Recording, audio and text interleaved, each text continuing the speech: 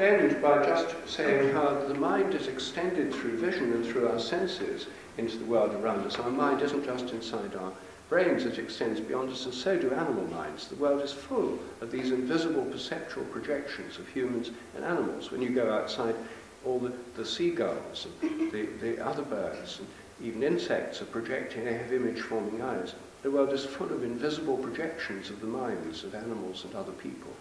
We're used to it being full of invisible mobile phone transmissions, radio and TV transmissions, but it's full of these extensions of minds as well. But the mind is extended throughout the body as well as into the external world. I think when I feel a pain in my toe, the pain's actually in my toe. I don't think it's in my brain and then referred to the toe. I think it's actually there. I think the fields of our bodies are what we're experiencing from within. And where this becomes most clear and indeed testable is when people have had an amputation. People who've had the misfortune of having an arm or a leg amputated almost always have what's called a phantom limb. They feel as if the arm or leg is still there. It feels totally real to them. But being a phantom, they can push it through solid objects. It doesn't obey the normal laws, but it feels real. Now, the usual assumption is that the phantom is inside the brain. It's inside the brain, generated by the body schema or body image inside the head, and then projected or referred to the place where the missing limb was. But I'm suggesting that the phantom limb is actually where it seems to be. It's the field, the morphic field of the missing limb. And people can move these arms around and stuff. One of my experiments, which I describe in my book, 7 Experiments That Could Change the World, concerns phantom limbs. In that book, I proposed 7 experiments that could be done on very low budgets. It's an unfortunate fact that radical science is very hard to get funded. So what I did was developed experiments that could be done for budgets of £10 or less. Therefore, could short-circuit the entire funding process. You can just do it. And I mention this because probably most of you are into these kinds of subjects. You do various forms of therapy that involve things that normal doctors would disregard. But this is a brilliant project for a big, great MSc project or a student project for phantom limbs. How it works is the basic experiment is you just need a room with a door. That means most rooms. That door would do. And what you do is you mark out 6 zones of the door, 1, 2, 3, 4, 5, 6. And you have a piece of paper with blue tack with 1, 2, 3, 4, 5, 6. And on the other side you have a piece of paper with blue tack corresponding, so 1, 2, 3, 4, 5, 6. Then you recruit someone with a phantom arm. I did it through the British Limbless Ex-Servicemen's Association. I found some of these ex-soldiers were tremendously good sports and were very willing to take part in this research. And so we have an amputee the other side of the door. My research assistant throws a die to get a random number between 1 and 6. Say it's number 2. She asks the amputee to push his phantom arm through panel number 2, which he does, and being a phantom, it goes through a solid object. Now on this side, we have people who do subtle energy medicine, Reiki, dowsing, or anyone who claims they've got these powers and say, okay, now one of those 6 panels has got a phantom arm sticking through it, and the others haven't. Where's the phantom arm? And we found that people can go, and some of them feel it, others do it with little pendulums and stuff. The results are so far very significantly above chance. They ought not to be, according to regular science. A very simple experiment, it costs nothing, it's fun. They're significantly above chance. Now, the main objection I've had to this result is people say to me, well, how do you know it's not just telepathy? Well,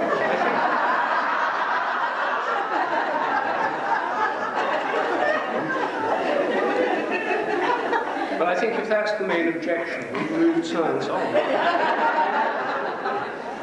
But you can do a control. I haven't done it yet, but the control would be to ask the amputee to just imagine putting their arm through this panel instead of actually pushing the arm, and seeing if the results are any different. So we could have the telepathy control. So here again is a field of research. It simply hasn't been done, but it wouldn't cost anything. It would be a great student project for a psychology student or someone in some kind of nursing course or something like that. And it's one of the examples of how once you move out of this dogmatic framework, you just can't do things or even talk about them within this ordinary dogmatic framework of science. All sorts of new possibilities open up. In every one of these 10 areas of science that I discuss in the Science Delusion, new possibilities open up. They're possibilities which in many cases can be explored very cheaply. We're not talking huge science budgets. We're not talking billions and billions of euros like the Large Hadron Collider. The whole of this budget, the whole of the things I'm suggesting could be done for 0.1% of the cost of the Large Hadron Collider. The barrier isn't money, it's the imprisoning effect of this dogmatic thinking. So the interesting and important part here for me is to realize that most scientists are actually not that dogmatic. In public they pretend to be because they're afraid. But in private, many of them have quite different views. If you take, I think no one's done a survey. I'm trying to get one organized at the moment. I'm talking to Deepak Chopra about it because we're hoping to have a survey done of practicing scientists and doctors.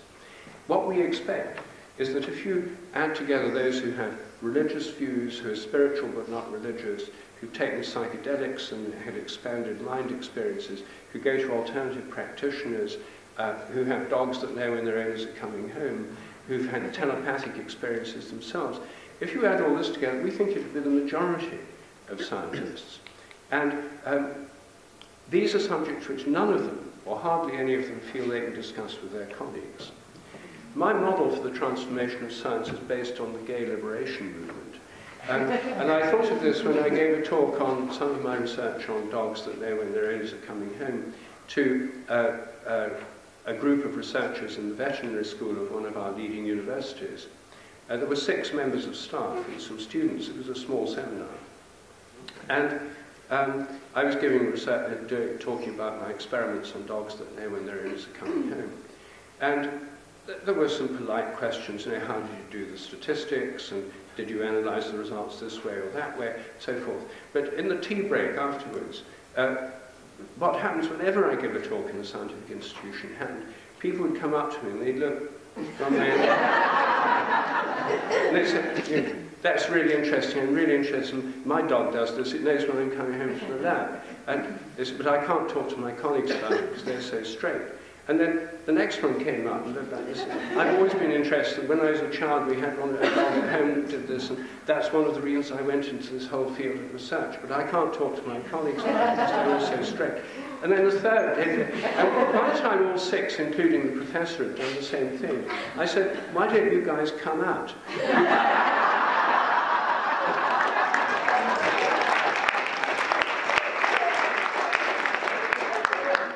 You'd have so much more fun. So I don't think that science is full of people who are implacably opposed to all this. And in fact, when you talk to scientists in private, it's a completely different picture from what they're prepared to say in public. They're afraid to step out to be thought stupid, you know, they're afraid of losing their grants, not getting their PhD, etc., etc. It's fear. It's fear-based conformity. But many scientists will welcome it if science changed. It's not as if that 95% of the science community are people who think like Richard Dawkins. I doubt if more than 5% of the science community think like him. But he thinks that they almost all do, apart from a few people who disgraces to the world of science like me. Apart from, in his view, everyone ought to think like him. And the media treat it as if scientists do, and as if people like Dawkins speak for the science community. Actually, I don't think they do at all. I think that this kind of strident evangelical materialism is a minority view now among scientists, although most scientists believe it's the majority view and that's why they keep quiet. When they realize it's not like that and come out of the closet, I think it'll look very different. So I think there are many reasons for thinking science could change much quicker than most of us would normally assume. And so my really take-home message is that I think if we question these dogmas, look at them scientifically, science will become more scientific, not less scientific, more rational, not less rational. I think it will be freer, more interesting, and more fun. Thank you.